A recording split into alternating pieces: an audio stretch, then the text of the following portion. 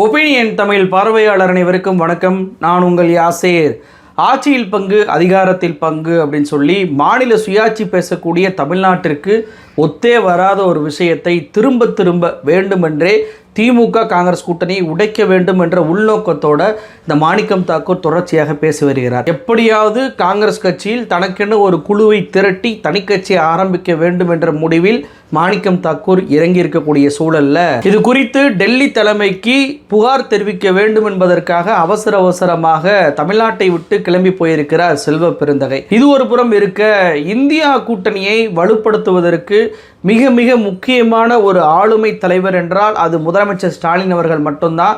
முதலமைச்சர் ஸ்டாலின் இல்லை அப்படின்னா ராகுல் காந்தி காலி அப்படின்னு சொல்லி இவர்கள் அத்தனை பேருக்குமே பாடம் புகட்டும் விதமாக ஒரு கருத்தை வெளியிட்டிருக்கிறார் மணிசங்கர் ஐயர். இந்த அரசியல் பின்னணி குறித்து தான் இந்த வீடியோவில் நம்ம விரிவாக பார்க்க போகிறோம். இந்த வீடியோவை முழுமையாக பாருங்கள். மறக்காமல் நம்மளுடைய ஒப்பீனியன் தமிழ் சேனலை சப்ஸ்கிரைப் பண்ணிக்கோங்க. தொடர்ச்சியாக தமிழ்நாட்டு காங்கிரஸ்குள்ள சலசலப்பு என்பது நடந்து கொண்டிருக்கக்கூடிய சூழ்நிலையில் அதை தேசிய தலைமை அமைதியாக வேடிக்கை பார்த்து கொண்டிருக்கக்கூடிய சூழலில் மணிசங்கர் ஐயர் தற்போது ஏஎன்ஐ மீடியா கொடுத்த அந்த பேட்டி என்பது மிக மிக முக்கியமான ஒரு பேட்டியாக பார்க்கப்படுது. ஒட்டுமொத்த தமிழ்நாட்டு மக்களுமே ஏற்றுக்கொள்ளக்கூடிய வகையில் அது இருக்குது. அந்த பேட்டியில் அவர் என்ன சொல்கிறாருன்னா, இந்தியா கூட்டணி வலுவாக ஒருங்கிணைக்க வேண்டுமானால் அதன் தலைவராக இருக்க வேண்டிய ஒரே நபர், நான் முழுமையாக நம்பக்கூடிய ஒரே ஆளுமை முதலமைச்சர் ஸ்டாலின் மட்டும்தான். இப்போ நேருக்கு பிறகு காமராஜரை பிரதமராக்குவதற்கான வாய்ப்பு வந்துச்சு. ஆனால் எனக்கு ஆங்கிலம் தெரியாது, இந்தி தெரியாது என்று அவர் இந்திரா காந்தியை பிரதமராக்கினார். அதே போன்ற ஒரு நிலை தான் தற்போது ஸ்டாலின் அவர்களிடம் இருக்குது அப்படின்றாரு. என்ன சொல்ல வர்றாருன்னா, முதலமைச்சர் ஸ்டாலின் பிரதமராவதற்கான ஒரு ஆளுமையாக அவர் இருக்கிறார். இருந்தாலும் அன்றைக்கு காமராஜர் எப்படி இந்திரா காந்தியை பிரதமராக்குனாங்களோ அதே மாதிரி முதலமைச்சர் ஸ்டாலின் தன்னுடைய ஆளுமை தன்மையால் ராகுல் காந்தியை பிரதமராக்குவார். அதற்குரிய திறமை அவருக்கு மட்டும்தான் இருக்குது.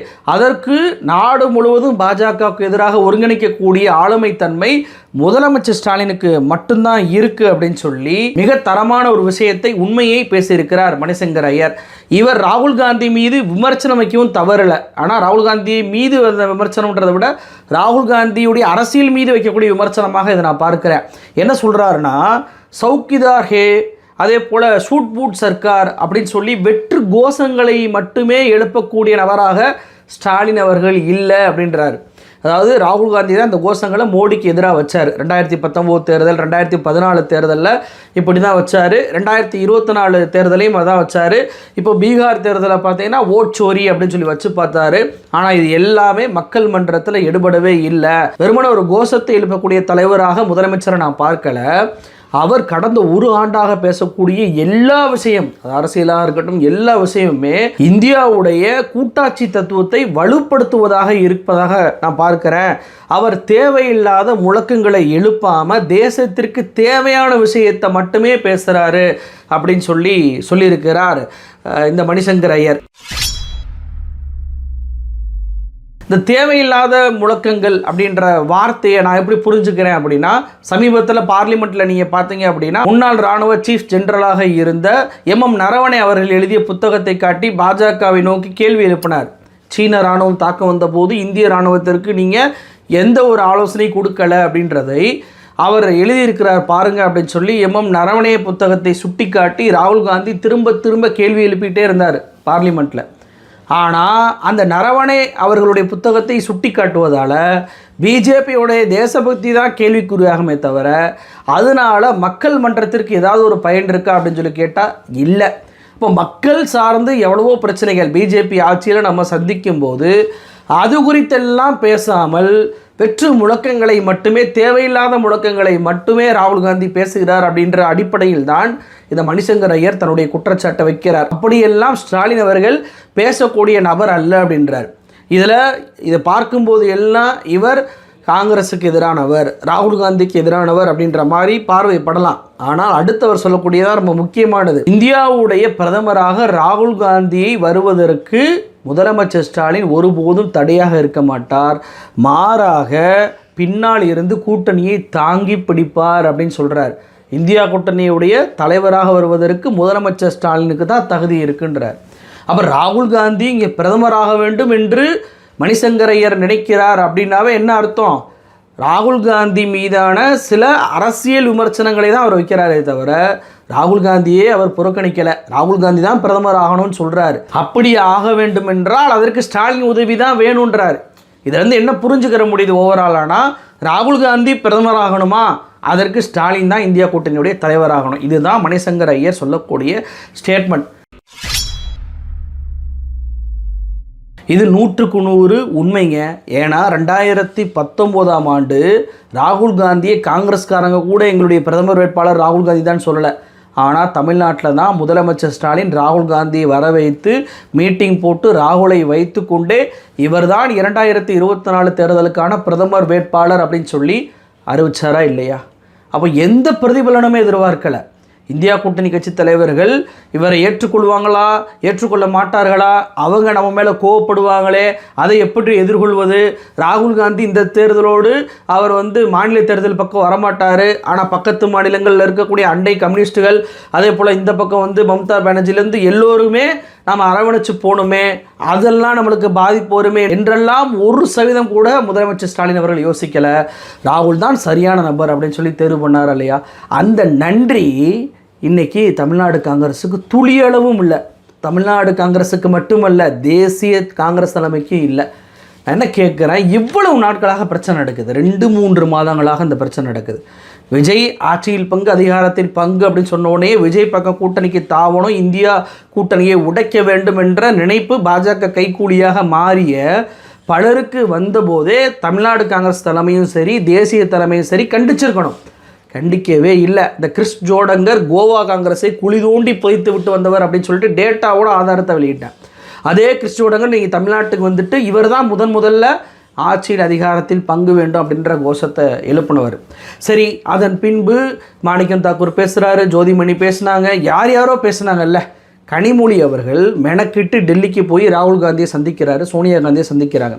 அதன் பின்பாது இவங்க நிறுத்தினாங்களா? இல்லை.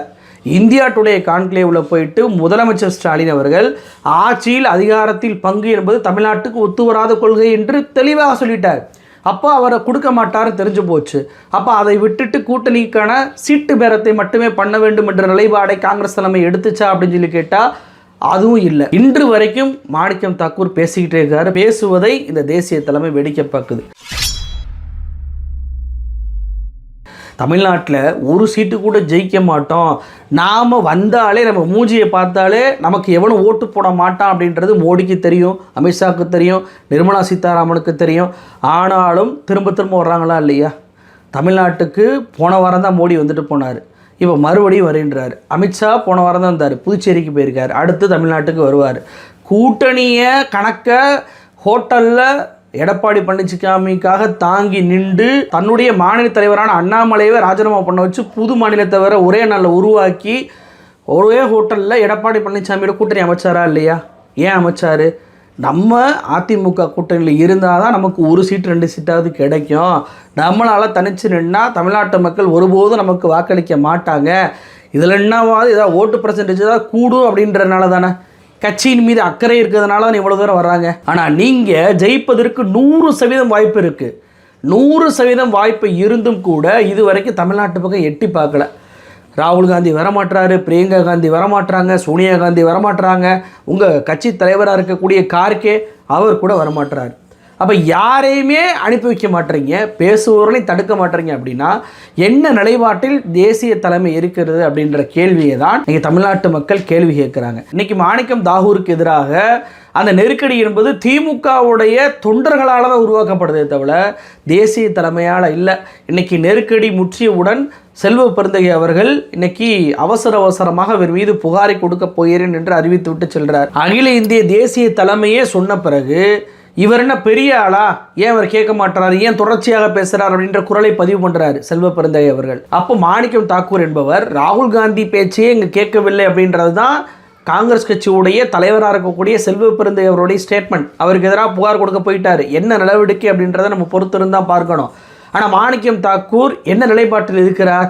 அவர் தனி கட்சி தொடங்கக்கூடிய நிலைப்பாட்டில் இருக்கிறார். அண்ணாமலை எப்படி பாஜகக்குள்ள கலகம் பண்ணி என்னை பேச்சை கேட்குறியா இல்லை தனி கட்சியை ஆரம்பிக்கவா டிமாண்ட் பண்ணி இன்னைக்கு ஒட்டுமொத்த குழுவையும் கலைக்க வச்சு மாநில அமைப்பு செயலரெலாம் மாற்ற வச்சு சாதிச்சு காட்டினாரோ அதே மாதிரியான வேலையை தான் மாணிக்கம் தாக்கூர் பண்ணுறாரு.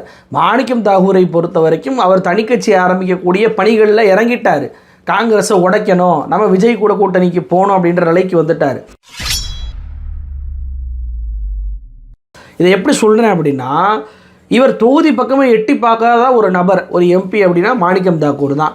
இவர் மதுரை தெற்கு காங்கிரஸை வரவழைச்சு அந்த மாவட்ட செயற்குழுவை கூட்டி, எப்படி மாநில தலைவருக்கே தெரியாமல் மாவட்ட செயற்குழுவை கூட்டி அள்ளு சிலுகளை உட்கார வச்சுக்கிட்டு விஜய்க்கு ஆதரவாக பேச வச்சுட்டு, எங்களை நீங்கள் கேவலப்படுத்துறீங்களா, நாங்கள் எதிர்பார்ப்பது என்ன, மரியாதை தான் எதிர்பார்க்குறோம், ஏன் ஆட்சியில் பங்கு கொடுக்க மாட்டீங்களா, எங்கள் ஓட்டில் தான் ஜெயிச்சேன்னு கேவலமாக பேசுகிறாங்க, அதனால் நான் எம்பி எம்எல்ஏக்கே நிற்க மாட்டேன் அப்படின்னு சொல்லி தன்னை தியாகியாக காட்டி அதன் மூலம் இவர் தாண்டா உண்மையான காங்கிரஸுக்கான தலைவர், செல்வ பெருந்தகை திமுகவுடைய லாபி, அவர் திமுகவுடைய அடிமை அப்படின்னு சொல்லி ஒரு எதிர்ப்பு குரல்களை உருவாக்கி இவர்தான் தமிழ்நாட்டில் காங்கிரஸை நிமிர்த்து வந்த தேவதூர் என்பதை போல காட்டி அணியை சேர்த்து கொண்டிருக்கிறார் மாணிக்கம் தாக்கூர். 100% இதுதான் நடக்கப் போகிறது. இப்பொழுதே தேசிய தலைமை விழித்து கொள்ளவில்லை என்றால் தமிழ்நாடு காங்கிரஸை கூறு போடுவாங்க இந்த மாணிக்கம் தாக்கூர் கும்பல். அதற்கான வேலைகள் மிக தீவிரமாக ஈடுபட்டுக்கிட்டு இருக்கிறாங்க. இவர் கேட்குறாருல, அதாவது மதுரை வடக்கு தான் எங்களுக்கு வேணும், கார்கேட்டர் நான் சொல்லிட்டேன்னு. மதுரை வடக்கில் ஒரே ஒரு தடவையாவது காங்கிரஸ் ஜெயிச்சிருக்கா? 3 முறை போட்டு 3 முறையும் தோற்று போயிருக்கு காங்கிரஸ். இவர் சொல்கிறாரு கார்த்திகேயன் தான் அங்கே வேட்பாளர் அப்படின்றாரு. இந்த கார்த்திகேயன் 2016 போட்டிட்டு தோல்வி அடைஞ்சவர். ஆனால் என்னைக்கு இந்த தொகுதி திமுகவுக்கு வந்துச்சோ, 2021 வந்துச்சோ, திமுக போட்டியிட்ட முதல் தேர்தலே அங்கே வெற்றி பெறுறாங்க. அப்போது இந்த வாய்ப்பு வெற்றி பெறுவதற்கு இருந்தும் கூட காங்கிரஸ் கட்சி அங்கே தோற்று போகுது. காரணம் என்ன? உங்களுக்கு பிரச்சார யுக்தி தெரியலை, பிரச்சார வியூகம் தரலை, உங்களை திமுக தூக்கி சுமந்த போதும் கூட உங்களால் வெற்றி பெற முடியலை. இதுதான் யதார்த்த உண்மை. இந்த உண்மையை வச்சுக்கிட்டு நான் எனக்கு வேணும், நான் அடம்பிடிப்பேன், எனக்கு அதுதான் வேணும் அப்படின்னா எப்படி கொடுப்பாங்க? தோற்று போகிறதுக்கு ஒரு தொகுதியை விட்டு கொடுப்பதற்கு ஒரு தமிழ்நாட்டை ஆளக்கூடிய கட்சி விரும்புமா? அப்படியே விட்டு கொடுப்பதற்கு தகுதியான நபராக தான் அந்த மாணிக்கம் தாக்கூர் இருக்கிறாரா? நான் என்ன கேட்குறேன், இந்த மதுரை வடக்கு கேட்டு பெறக்கூடிய விஷயம் என்பது தேர்தல் குழு அமைப்பாங்கள்ல, அவங்க தான் அதை செயல்படுத்துவாங்க. இவருக்கு அந்த அதிகாரமே கிடையாது. இவர் வேட்பாளரே தேர்வு பண்ணுறாரு, கார்த்திகேயன் தான் போட்டிடுவாருன்றாரு. எந்த அடிப்படையில் நீங்கள் சொல்கிறீங்க? நீங்களா தேசிய தலைமை? அப்போ ராகுல் காந்திக்கு எதிராக தான் நான் இருக்கேன் அப்படின்னு சொல்லி ஸ்டேட்மெண்ட் கொடுக்குறாரு. சசி தரூரே இதே மாதிரி தான் பண்ணிக்கிட்டு இருந்தார். சசி தரூர் மீது நடவடிக்கை எடுக்கலை, மாணிக்கம் தாக்கூர் மீது நடவடிக்கை எடுக்கலை. இன்றைக்கி மணிசங்கர் ஐயர் அவர் பார்த்தீங்கன்னா கேரளாவில் மீண்டும் கம்யூனிஸ்ட் தான் ஆட்சி அமைக்க போகிறாங்க, பினராயி விஜயன் தான் முதலமைச்சராக போகிறாருன்னு சொன்ன உடனே அவர் காங்கிரஸே கிடையாதுங்க, அவர் கைக்கூலிங்க அப்படின்றாங்க. அவர் கைக்கூலின்னா அப்போ மாணிக்கம் தாக்கூர் யார்? அவர் கேரளாவில் காங்கிரஸ் ஜெயிக்கக்கூடாதுன்னு ஏன் சொல்கிறாரு? சசி தரூர் அந்த கிழிச்சும் கூட சசி தரூரை நீங்கள் தேர்தல் குழுவில் ஒரு ஆளாக போட்டிருக்கிறீங்க, இது எப்படி அடிமட்ட காங்கிரஸ் உண்டான்னு ஏற்றுக்குருவான்?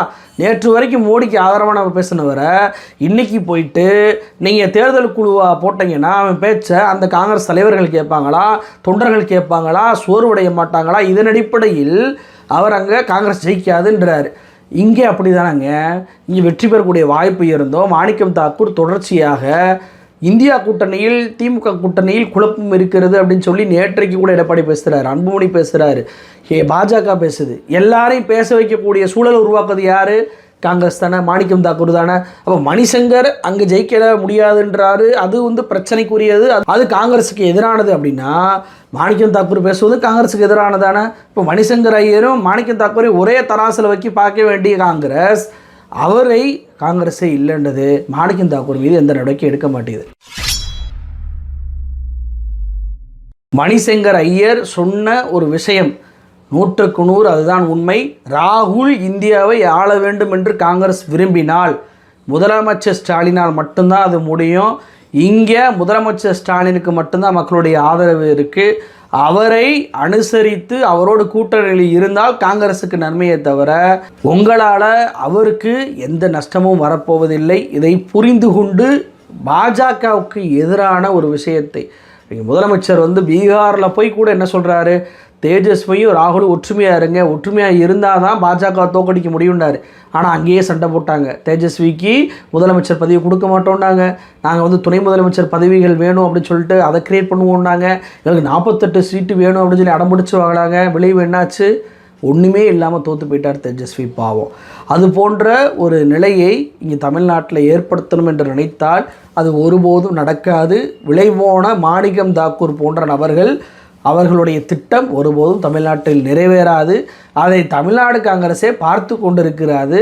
தமிழ்நாடு காங்கிரஸை பொறுத்த வரைக்கும் ஏற்கனவே 96ல் 2ஆக பிளவு பண்ணது காரணமே அங்கே மாநில தலைமை திமுகவோட கூட்டணி அமைக்கணும்னு சொல்லி கேட்காம அதிமுகவோட கூட்டணி அமைச்சதுனால தான். இன்றைக்கும் திமுகவோட கூட்டணி வைக்காமல் விஜயோ அல்லது வேறு முடிவோ எடுத்தால் கண்டிப்பாக காங்கிரஸ் தான் பலவீனம் அடையும். அதில் 100% மாற்று கருத்தை இல்லை. மணிசங்கரோட கருத்தை காங்கிரஸ் ஏற்குமா அப்படின்றத பொறுத்திருந்து பார்க்கலாம். நன்றி.